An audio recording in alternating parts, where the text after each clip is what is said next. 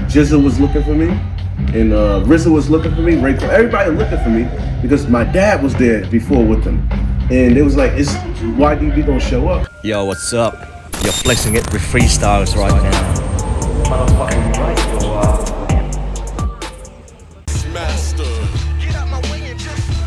Okay, what's up everyone? Welcome to a new episode of Flexin It With Frestylz, and what an honor I have today with me. Now, I went and watched the Wu-Tang show in Yokohama in Japan last night, and man, this dude in front of me right here is giving me all the energy right now, and this is what I'm talking about. YDB, yo, what's up? What's up, man? What's up? Right, so how did you enjoy last night's performance? I mean, you were off the roof, man. I swear to God, how was it? Well, I enjoyed it a lot because I jumped off the stage. I saw, oh my God, you jumped off the stage, yes. I was like the ultimatum. Like, yeah, if anything don't go right, I'm gonna just jump off the stage. How did you feel the energy in the crowd? Well, the people had a lot of energy. I guess it's because of the water. Okay. Roundabout water. The wells get big, the people get big. Yep. And they give big energy and big love. Yeah. Cool. I felt it. And how are you enjoying Japan so far? I enjoyed Japan. You know, I was only out here for like, from the 22nd to the 26th. So I'm just getting used to it. And I'm learning that I have to learn the language. And the language is love. And have you been exploring around towns last 2 days? I went to the Queen Square Mall, actually almost every day. And it was an Italian-Japanese restaurant. Okay. It's called Manji Manji. Is it Manji Manji? Okay. Yeah. And basically, every day I ate chicken parmesan and the same thing every day with a glass of wine. Nice, Yeah. nice. And is this your first time in Asia? It's my first time in Asia. Okay. My mom wanted to come. My sister said, bring back something. I said, I'm coming back. When I get back, you know, That's true. Back. That's more than something they gave me. Did you, like, other than being on stage last night, when you walked around town, do you feel the energy of hip hop in the country or in this part of the world? You know what? When I walk around town, I think it's more than hip hop over there. I think we was in Queen Square Mall and we seen K-pop dancers. It's dancing in the center of the mall and we stopped. It's like, oh, those are artists. It was like 10 of them on the stage, you know, dancing, killing it. And I was like, okay, salute. So it's bigger than hip hop. And I never seen that many dancers on the stage in the mall. I was like, what was going on? I thought it was a little Disney performance. Not for real. They had masks on and they looked cool. And they had a whole crowd out. The whole mall was clapping. Okay. I was like, what's going on? Yeah. And when you were on stage last night, do you feel there's a difference between an Asian crowd or compared to America? Was it different? You know what? It was a difference. I think they said I love you more. Wow. And I talked to my woman on the phone about this. I said, when I jumped off the stage, and I do that a lot. You know, I do that a lot in all my shows. I jump off the stage and I go to the people. Every show. But this particular show in Yokohama, in Japan, I went to the people and it was like, I love you, I love you, I love you, I love you. Because it's a distance barrier. And love can stretch so far and they really mean it. You know, instead of somebody just saying I love you and then fuck you out. I felt it. You know, it was real. True love, baby. True love, true love. Japan got true love. And I think it's also the fact that, you know, Wu-Tang has not been back for so long as well. So that's the other thing. Long overdue. You know, that's the other thing. Wu-Tang was talking about that. And basically, behind closed doors, when we got to the show at the K Arena, Jizza was looking for me. And RZA was looking for me, everybody looking for me because my dad was there before with them. And it was like, is YDB gonna show up so they could get that feeling again, that brotherhood connection that they missed. So when I came back on the stage, the funny part about me, I never announced to nobody that I'm there. You know, for real. Even the production. Really? Yeah, maybe one lady knows, but they don't know if I'm there. So I ran out on the stage and my microphone was off. Yeah, I'm so like, you know, unpredictable and unorthodox that my microphone might not be on, but I still make it look good. Yo, I mean, I felt it as soon as you jump on and started rapping. I'm like, oh my God. Yeah. RZA had to hand me his mic. It was like, I was like, come back. Yeah. You know, I've been a Wu-Tang fan for almost 30 years, and last time was my first time watching you guys, and it was just crazy, you know. Now, speaking of Japanese vibe and everything, you did a really amazing piece with SEGA last year with that Magnificent SEGA. Legendary. What was that creative process? Say, can I show you this shirt? Yeah. Come on. This is my colleague. Oh, that's mine. Yeah. The universe, right? Whoa, man. Yeah, this is the shirt that me and SEGA did for the Shinobi video game. And this is a character that was going to be created and possibly maybe still might come, but it's called Dirty Magic, basically. Nice. Danny actually made this, and you know, SEGA took the idea and enhanced it. And then basically, this is the path just begun. I love that title. Yeah, it's like my artistry. I've been doing music, but no one knew about it. And my path has just begun. Like, it's my first time in Asia. So yeah, we came a long way, man. Very good. Very SEGA. good. SEGA, man. No, because when I saw it, I'm like, wow. One, it brought back the video games of the 90s, for one. Two, it brings the whole saga to a new youthful level. You know, we're talking about kids in 2025, 2026 playing video games now, right? And then bringing back that whole Shinobi feeling and aesthetic. It was just like, take me back to my childhood again, you know what I mean? Even for me, I kept playing the video game. It was hard. It wasn't easy at first. I like when you absorb the orbs and the power, and then you know, get to do all types of nimpos. It was beautiful, beautiful. Beautiful. Fire nimpo! Fire nimpo! Now, I'm sure you get asked a lot, right? But when you get on stage, do you channel your father's energy and then just when all goes all out? You know, how does it work? When I first started, around when I was like 19, 18, 17, I was channeling energy. Like, I knew I was channeling because I had to basically learn how to be him. You know, they was like, learn how to move like him.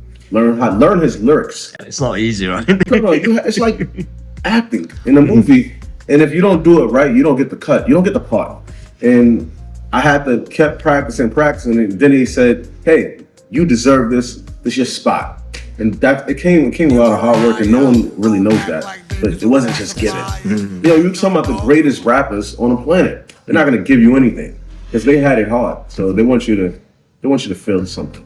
Now, speaking of a bit more of today's age, who do you listen to now? Right now, that's a good question. I'm not gonna lie to you. So I'll be in the studio so much, I listen to myself. I listen to YDB, you know? And very important. yeah, if you don't brand yourself, no one else is gonna brand you. You gotta show that you involved so they can get the world involved. Yeah, get the world behind you. Yeah, but as far as like, you know, Michael Jackson, we just seen the big movie. Oh yeah. A beautiful movie. You know, I do got one thing to say about that movie. Joe Jackson. yeah, okay, yeah, that's a big one. Speaking of Joe Jackson, okay, my baby mama took my son to the movie, and Trey's son, and he was basically watching the movie, but when he see Michael was scared of his father, he hid under the seat. Oh my God. Yeah, my son hid under the seat. I was like, oh no, you don't get it. Because when I'm serious, my children run. But when the wife speaks and they don't listen when they're being bad, the child doesn't do nothing. It doesn't run, they don't even listen. The father installed not just fear, knowledge, disobedience, and resilience to Michael. That's why Michael was so great. And they took it and they ran with it and they kind of like twisted Joe Jackson's story up. It's a discipline, right? He was the true superhero. So my father is the superhero. And I'm just coming back here following his footprints. It's like your karate teacher, your jitsu teacher. He's not gonna be easy on you. Yeah, you want some sugar? Do 1,000 push-ups. Hit him with a stick. Discipline, man. Discipline. Yes. Now, who would you love to collaborate? Who would I like to collaborate with in the whole world? No, that's a good question. Maybe some of the big companies. You know? Well, I'm trying to think of the company that was gonna meet today. Okay. It's a company, it's like basically the Google of Asia. I'm trying to collaborate companies that understand that launching an individual program could turn into something big for the community. And it ain't just about how I just want to take over the world. No, I want to help people. So if you want to work with your boy YDB, I can help your bank grow. Very good. By the way, my company is called Young Determined Bankers. It's all about the people. Yes. What about artists, rappers, or singers and the likes? I'm not gonna lie to you. There's not too many. Oh, you know what? I'm gonna tell you a secret. Come on. I seen Mos Def at the concert. I saw some footage of him last night. Like, yo, that's Mos Def.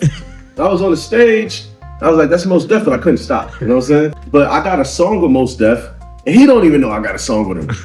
Yeah, I think we got some of his old clips, and we put it on the music. And I talked to his father. I had his father on the phone, like, yo, could we get a song with Mos Def? I'm begging his father. His father's like, yeah, hopefully Mos Def will eventually find out, but we'll figure it out, man. Well, he is a legend, right? He is a legend. Yeah, one of the best to do it. Oh, yeah. Now, what do you think of today's hip hop? I mean, that's a big question, right? With so much that has gone on in the last 10 years with mumble and all these other new wave. What's your take on that? The new hip hop, you know what? As long as the children are dancing, I'm not cool with them doing violence. I don't take that part of the music. But if you dance into the music, I'm not gonna stop the party. I'm gonna keep the party going. Yeah, but when you know what the thing about music, we're not allowed to listen to it in class. So hip hop kind of slows down for just that moment, and you study, and then you listen to your music, so you have a balance. Very good thought. It's interesting because last night when RZA was on stage, he talked about let's bring back the 90s hip hop to the crowd, right? Now, obviously in the crowd there were people around my age range, in my 40s and 50s, but there were a lot of young kids out there as well too. They were vibing with Wu-Tang Clan like no others, man. Right. And I think the strength of today's hip hop is the range has gone so much broader than how it was 30 years ago, and I think kids are still learning, and there's so much in there that is still to be discovered. Right? So much in there. I remember my father, Ol Dirty Bastard, ODB, a song unique. He likes it raw, deep in the dirty, down to the floor. See, my name is the ODB. He was singing and rapping at the same time, and people didn't get it at the time, but now everyone's trying to do it, and it's working. It's working. And now you got auto-tune. You got the computers trying to mimic, the people in the past. Like James Brown, Michael Jackson, and so on, whatever. It's just a beautiful world, and how everything's coming together. I feel like we got to learn from the past to go to the future, and learn from the future to go to the past. Yeah. And I think you brought up a really good point about your father, right? When he was doing it, he was unique compared to the rappers at that era. That's why he's not the straight off boom bap. He just goes off his own style, lyrically, and the way sonically, and also the way physically presenting himself visually as well too, right? Someone like yourself, it's been amazing already, and there's so much to do, and I can't wait to see what you do next. Yeah, it's a long journey. It's a long journey. Now, going back to the question about Wu-Tang being rooted with Hong Kong's 70s and 80s movie, Kung Fu, Shaolin, and martial art movies. Did you get to watch a lot of that when you were young? Yeah, I was raised. I couldn't escape it. I was in Pampers watching the movies on VCRs. Yeah, VCR tapes, and that's just what it was. And we listened to the music on cassette tapes, and then we pull the tape out. Even with the VCR, we break the tape. But we learned how to learn how to love it. Rob Van Dam movies, and we had Bruce Lee Big Boss movies. We had the White Lotus. Drunken Master from Jackie Chan, and I could keep going. Once Upon a Time in China. Yeah, it's beautiful. Now, don't forget about all the Jet Li movies, man. Oh hell yeah, legend. Now, I would love to, I'm from Hong Kong, right? I'd love to get you over in Hong Kong one day. Would you ever consider collaborating or working with rappers from Hong Kong? I would consider it. And the biggest thing before, Rush Hour.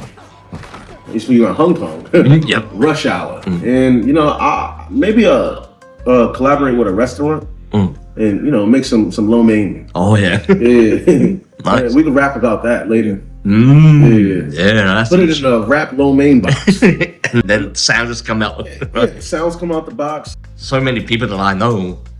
Imagine we can continue the legacy or continue the journey, shall I say, of what Wu-Tang started with the film and movies of Hong Kong in the 70s and bring it to the new era of Wu-Tang for the children, right? And then we do it in a new way that only you can design and only the boys can design and just create something new. Long mean or whatever, you know. I'm down with the innovation, man. We're all about innovation. Before you swim, you gotta crawl. Oh yeah. You gotta crawl on the sand and then get to the water. And then sometimes you gotta swim back, then crawl on the sand. Yeah. I love the way your philosophy. How do you learn to think like that? I mean, because it's really unique. Yeah, you know what? I'm not gonna hold you. Wu-Tang, you got, I say 10 to 11 different chambers. Because you hear about the main artists on Wu-Tang, it's like 9 to 8. But we got so many affiliates, and I'm learning from each individual a different view, a perspective of life. And I don't take it for granted. You know, I take it all in and I give it to my children. Yeah. So that makes me unique. Matter of fact, every child has this. Because you got 9 different classes when you go to school. And every class has a different teacher that changes the rules. They give them the guidelines when they say, I'm gonna teach it this way. And that's the same thing with Wu-Tang is too.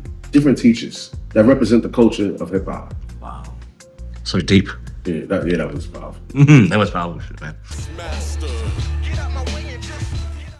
Now, last but not least, can you give us a little bit of a glimpse of what you've planned going forward? What's on your plan right now, musically, and also anything ventures that you're on at the moment? Well, first and foremost, I gotta wake up and think life.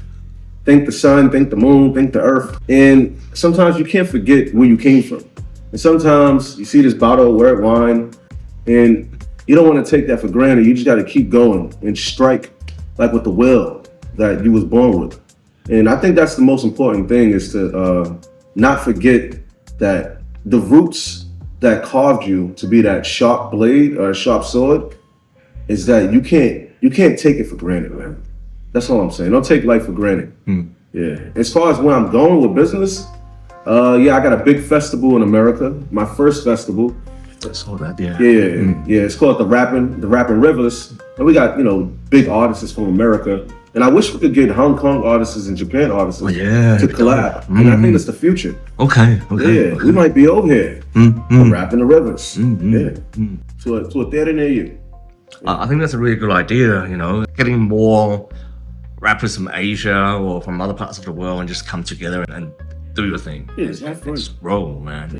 Wear what you want to wear. Do your flip, do your kick. No, it's all good. Now, thank you so much for your time today. It's been an honor. Wish you all the best in going forward and really love to see whether there's any way that we can bring you over to Asia more often, right? Yeah, I think I gotta come here more because when they say they love you, that's like a woman saying she loves me. That means the water is calling me back. When I say the water is the most electrical current, the biggest electrical current in the universe. So if they saying they love you, that means you gotta come back. Yeah. All right, dude. Yes. Thank you so much. Thanks so much. Thanks for the time. Thanks for the time today. Thank you, man. Thank you. Appreciate it. No, appreciate it. Now you know who engineering them.